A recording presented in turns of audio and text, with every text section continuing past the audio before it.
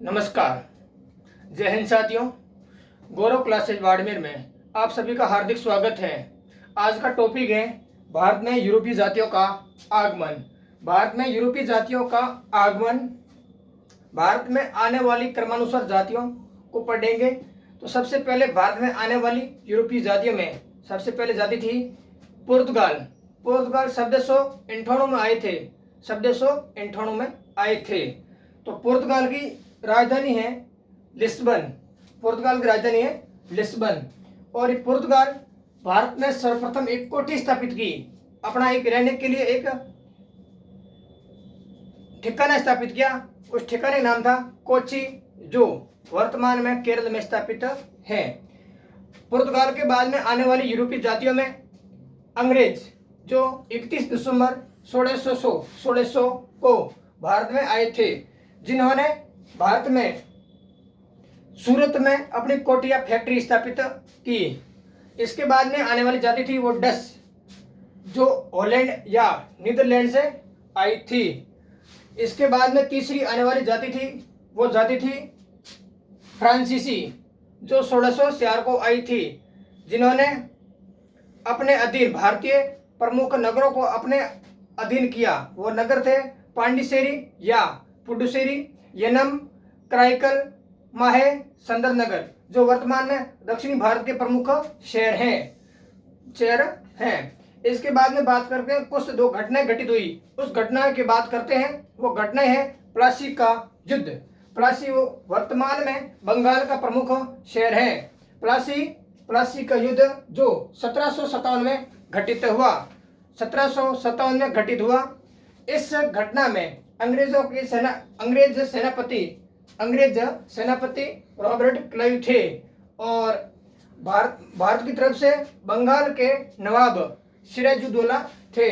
इस घटना में भारत के सिराजुद्दौला जो हार घोषित हुए, और इसमें अंग्रेज सेनापति रॉबर्ट क्लाइव विजय घोषित हुए। इस घटना के बाद में दूसरी घटना थी।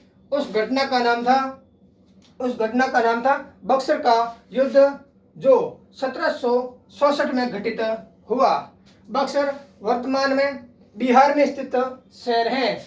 इस घटना में अंग्रेज सेनापति मुनरो और इसके सामने बंगाल के नवाब सिराजुद्दौला और अवध के नवाब शुजा दौला और मुगल सम्राट शाह आलम द्वितीय और इसके साथ में कासिम अली थे। और अंग्रेजों का सबसे ज्यादा विरोध मराठों ने किया।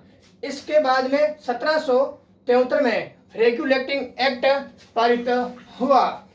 इन सभी घटनाओं की अपन क्रम अनुसार बातचीत करते हैं।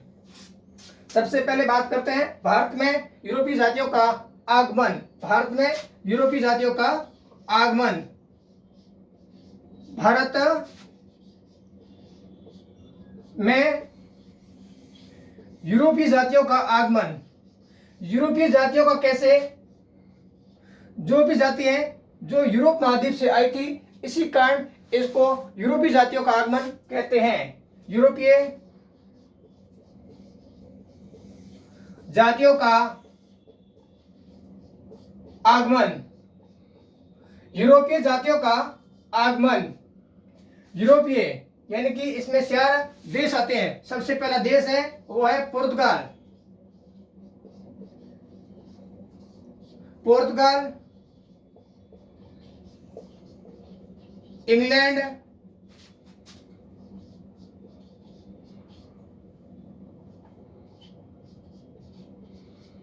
हॉलैंड या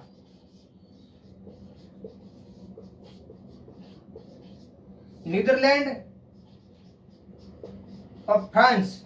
इन 4 देशों से 4 अलग अलग जातियां आई थी। इस पुर्तगाल से आने वाली जाति को पुर्तगाली कहते हैं। क्या कहते हैं? पुर्तगाली कहते हैं। जो जाति 1798 में भारत में आई, ये पुर्तगाल से आने वाली जाति पुर्तगाली भारत में 1798 में आई थी।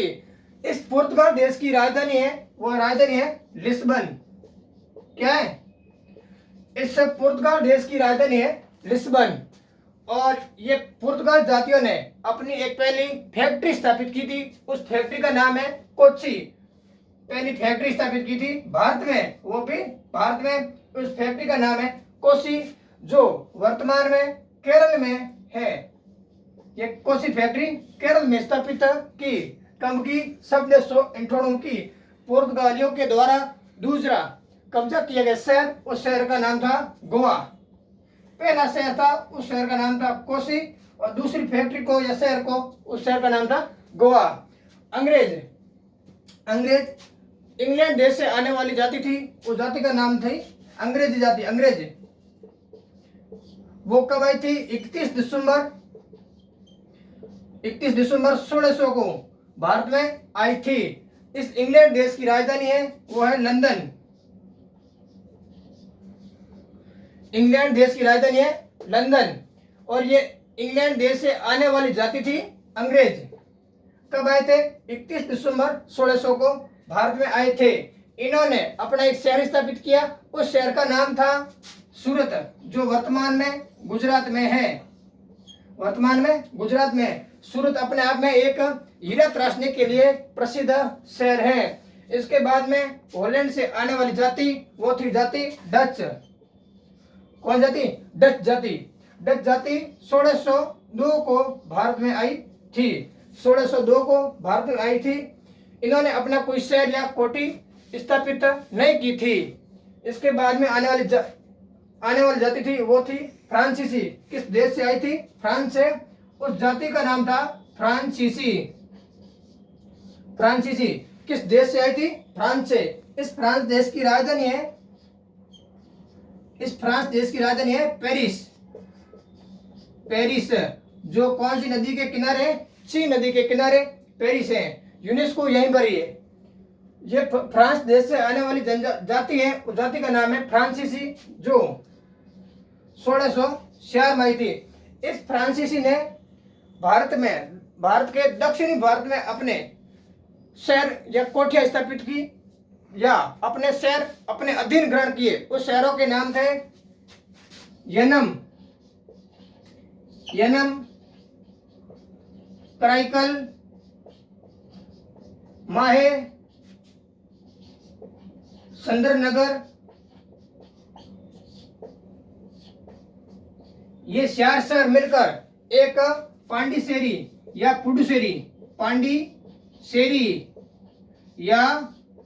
पुडुचेरी का निर्माण करते हैं।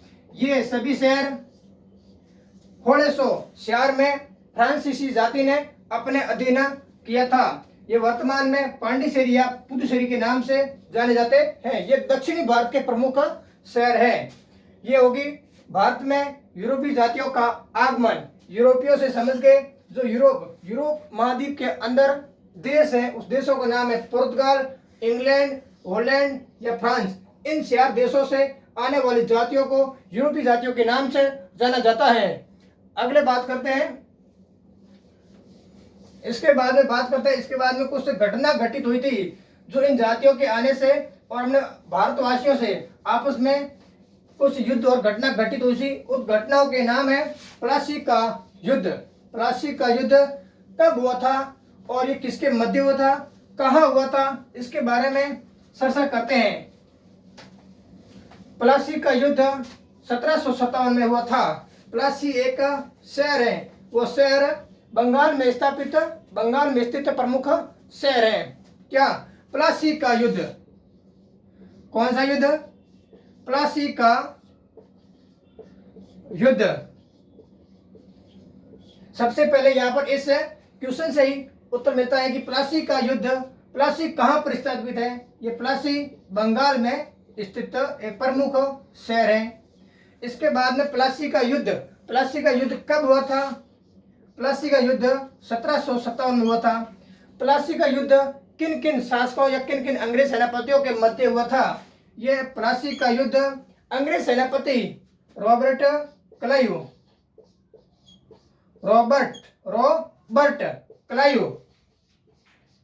अंग्रेज सेनापति रॉबर्ट क्लाइव वर्सेस बंगाल के नवाब उस बंगाल के नवाब का नाम है, बंगाल का नवाब, उस नवाब का नाम है सिराजुद्दौला। कौन सा? सिराजुद्दौला, जो बंगाल का उस समय नवाब था। इन सिराजुद्दौला वर्सेज रॉबर्ट क्लाइव दोनों के मध्य युद्ध हुआ था। इस युद्ध में रॉबर्ट क्लाइव विजय घोषित हुआ। इस प्लासी के युद्ध के बाद में अगला युद्ध है, उस युद्ध का नाम है बक्सर का युद्ध। बक्सर एक शहर है जो बिहार में स्थित एक शहर है। बक्सर का युद्ध, बक्सर का युद्ध। पहले बात है ये बक्सर कहां पर है? बिहार में। दूसरी बात है बक्सर का युद्ध कब हुआ था? 1766 में युद्ध हुआ था। बक्सर के युद्ध में अंग्रेज सेनापति कौन था? मुनरो। अंग्रेज सेनापति मुनरो था। और बंगाल का नवाब कौन था? बंगाल का नवाब था सिराजुद्दौला। और सिराजुद्दौला के साथी और अवध के नवाब शुजादौला।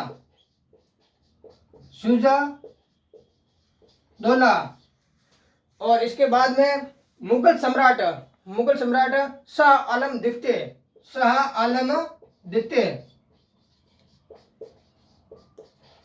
आलम द्वितीय और इसके शाह आलम द्वितीय और मीर कासिम, इन चारों ने मिलकर मुनरो वर्सेज सिराजुद्दौला, शुजादौला, शाह आलम द्वितीय, मीर कासिम। कौन था? मीर कासिम। इन चारों के मध्य बक्सर का युद्ध हुआ था, जो 1764 में हुआ था। बक्सर वर्तमान में या उस समय बंगाल में स्थित शहर था, जो मुनरो वर्सेज सिराजुद्दौला, शुजादौला, शाह आलम द्वितीय और मीर कासिम के मध्य बक्सर का युद्ध हुआ था। इससे आगे बात करते हैं, सबसे ज्यादा अंग्रेजों का विरोध किसने किया? अंग्रेजों का विरोध सबसे ज्यादा मराठों ने किया। सबसे ज्यादा अंग्रेजों का विरोध किसने किया? यानी कि अंग्रेजों का विरोध किसने किया? सबसे ज्यादा अंग्रेजों का विरोध सबसे ज्यादा किसने किया? वो किया मराठा, जो वर्तमान में महाराष्ट्र राज्य है। इसके बाद में एक एक्ट आया था, उस एक्ट का नाम है रेगुलेटिंग एक्ट। कौन सा एक्ट है? रेगुलेटिंग एक्ट, जो 1773 में आया था। रेगुलेटिंग एक्ट 1773 में आया था। इसके बाद में भारत में गवर्नर जनरल और वाइसरॉय की उपाधियों चलती रही। इन उपाधियों से बात करते हैं। सबसे पहले भारत में गवर्नर था, वो था ईस्ट इंडिया कंपनी के अधीन बंगाल के गवर्नर, उस गवर्नर का नाम है वारेन हेस्टिंग, जो ईस्ट इंडिया कंपनी के अधीन बंगाल का प्रथम गवर्नर, उस गवर्नर का नाम है वारेन हेस्टिंग। इस वारेन हेस्टिंग के कार्यकाल में कुछ बातचीत करते हैं। सबसे पहली बात है, इसके काल में द बंगाल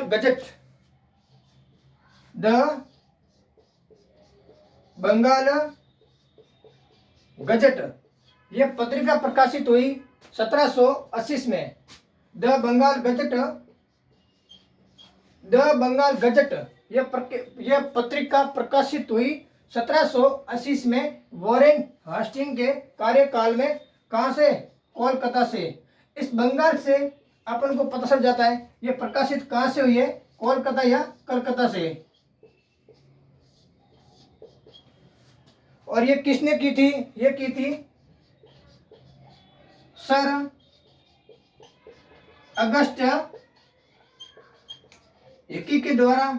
इस पत्रिका का प्रकाशित किया। कब किया? 1780 में इस पत्रिका का प्रकाशित किया था।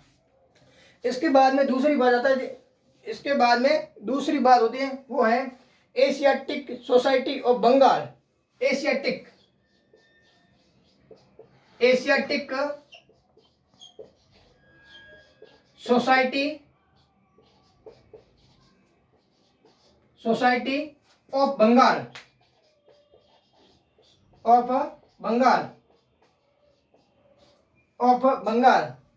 ये कब हुआ था? एशियाटिक सोसाइटी ऑफ बंगाल का गठन 1784 में। द बंगाल गजट 1780 में। ये 1784 में, 4 साल बाद में। किसके कार्यकाल में? वॉरेन हास्टिंग के कार्यकाल में। इसमें भी बंगाल है। दोनों बातें बंगाल से संबंधित हैं। एशियाटिक सोसाइटी ऑफ बंगाल 1784, ये किसके? सर विलियम जोन्स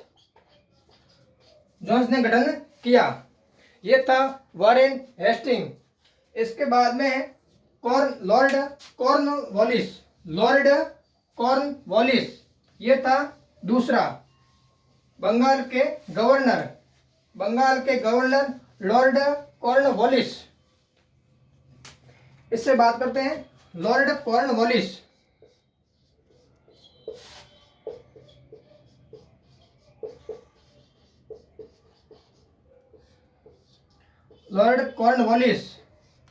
इन्होंने 1793 में क्या किया था? स्थायी बंदोबस्त या इस्तमरारी लागू किया।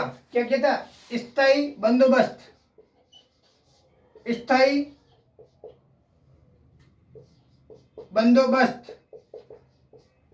या इस्तमरारी को लागू किया। ये किसने किया? लॉर्ड कॉर्नवालिस ने 1798 में। लॉर्ड कॉर्नवालिस बंगाल के गवर्नर जनरल थे।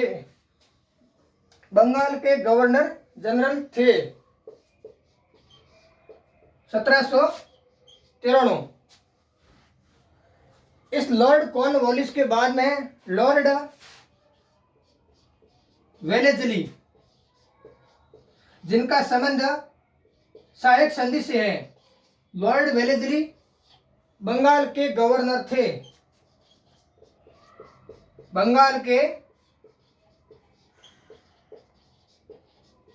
थे, जिन्होंने हैदराबाद से, कहां से?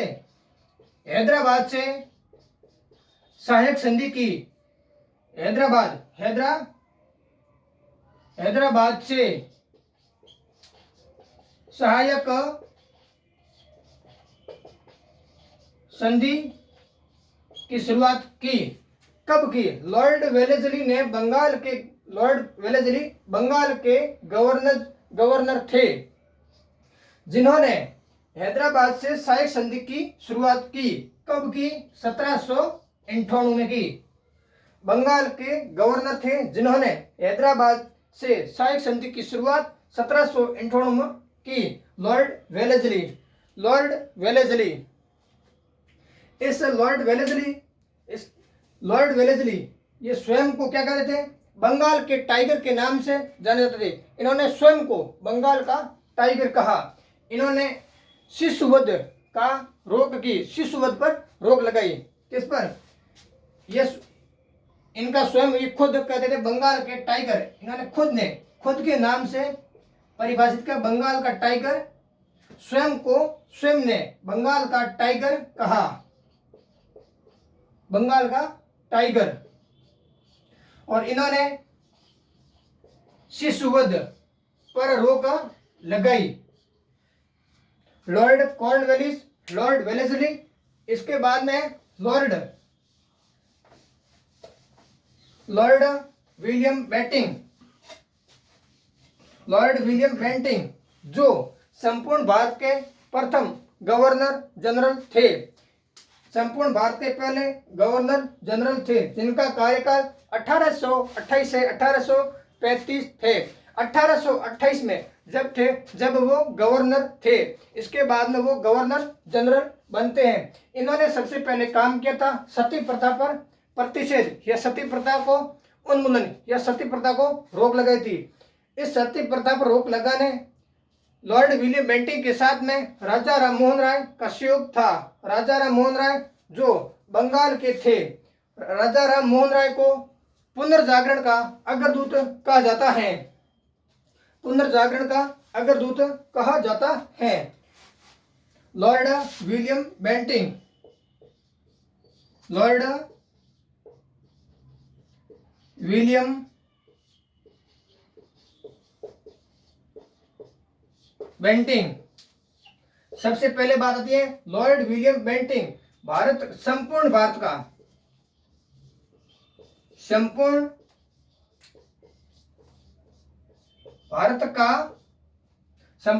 का पहला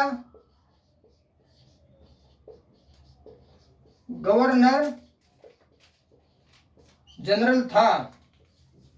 इनका कार्यकाल 1828 से 1835।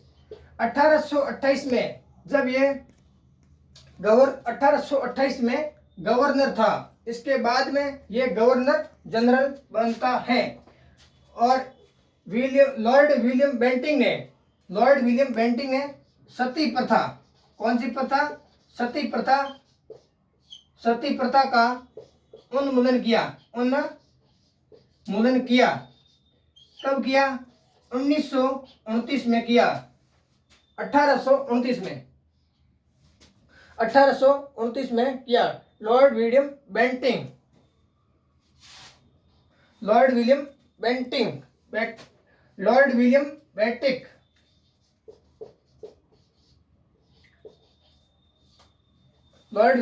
बेंटिंक सती प्रथा का उन्मूलन 1829 में लॉर्ड विलियम बेंटिंक ने सती प्रथा का उल्लंघन किया। लॉर्ड विलियम बेंटिंक को किसका साथ मिला? वो था राजा राम मोहन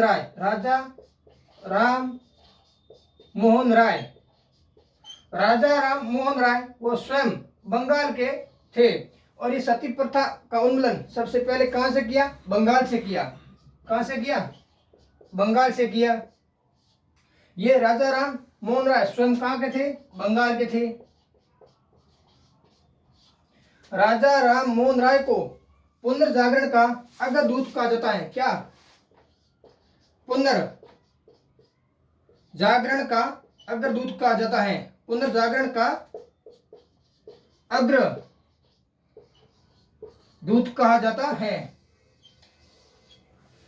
राजा राम मोहन राय को राजा की उपाधि अकबर सेकंड ने दी थी। लॉर्ड विलियम बेंटिंक के कार्यकाल में अंग्रेजी शिक्षा माध्यम बनी। कौन सी शिक्षा? अंग्रेजी शिक्षा माध्यम बनी। इस अंग्रेजी शिक्षा की सिफारिश लॉर्ड मैकाले ने की। यह था लॉर्ड विलियम बेंटिंक, संपूर्ण भारत का पहला गवर्नर जनरल था। इनके कार्यकाल में सती प्रथा का उन्मूलन 1829 में राजा राम मोहन राय की सहयोग से सती प्रथा का उन्मूलन हुआ। राजा राम मोहन राय स्वयं बंगाल के थे और ये सती प्रथा का उन्मूलन सर्वप्रथम बंगाल में हुआ। और राजा राम मोहन राय को राजा की उपाधि अकबर द्वितीय ने दी। राजा राम मोहन राय को पुनर्जागरण का अग्रदूत कहा जाता है। पुनर्जागरण का इसके बाद में बात करते हैं लॉर्ड डलहौजी। कौन सा? लॉर्ड डलहौजी। लॉर्ड डलहौजी के बारे में खास तौर पर 4 से 5 बातें आती हैं, जिन्होंने सबसे पहले हड़प नीति या वेबगत नीति का उन्मूलन किया, गोद निषेध नीति का प्रतिबंधित किया और पीडब्ल्यूडी यानी कि सार्वजनिक निर्माण विभाग की स्थापना की, पोस्ट ऑफिस एक्ट पारित किया और वुड डिस्पेस यानी कि शिक्षा का मैग्ना कार्टा पास किया। और भारत में सर्वप्रथम रेल लॉर्ड डलहौजी के कार्यकाल में 16 अप्रैल 1853 को मुंबई से ठाणे के बीच में चलाई गई। लॉर्ड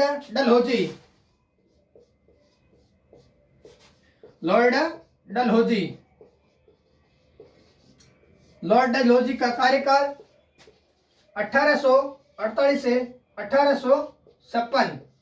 1856 लॉर्ड डलहौजी, इनका सर्वप्रथम कार्य था हड़प नीति। इसी का दूसरा नाम है वेबगत नीति सलाई। दूसरा है गोद नीति।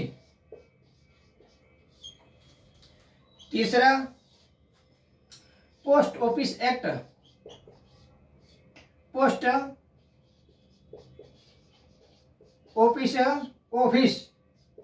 पारित किया।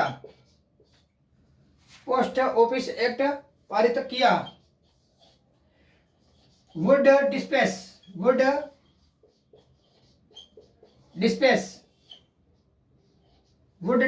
एक्ट 1884। वुड डिस्पैच एक्ट 1884, इसी को शिक्षा का मैग्ना कार्टा कहते हैं। इसी को शिक्षा का मैग्ना कार्टा कहते हैं। इसी को शिक्षा का मैग्ना कार्टा कहते हैं। किसको? शिक्षा का मैग्ना कार्टा। ये किसे कहते हैं? वुड डिस्पैच एक्ट को कहते हैं। वुड डिस्पैच, इस शिक्षा का मैग्ना कार्टा क्यों कहते हैं? क्योंकि वुड डिस्पैच एक्ट के तहत लॉर्ड डलहौजी ने 4 विश्वविद्यालय की स्थापना की थी। उन विश्वविद्यालयों के नाम है, सबसे पहले है मुंबई,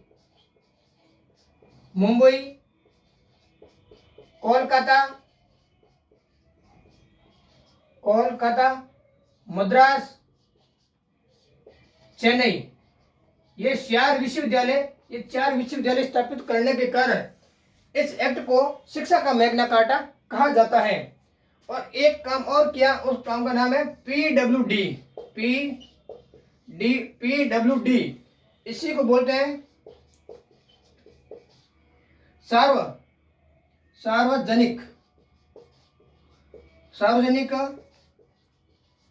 निर्माण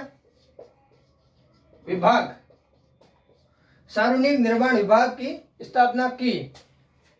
आखिर ये जो है, भारत में सर्वप्रथम रेल लॉर्ड डलहौजी के कार्यकाल में चली, जो 16 अप्रैल 1853 मुंबई से ठाणे के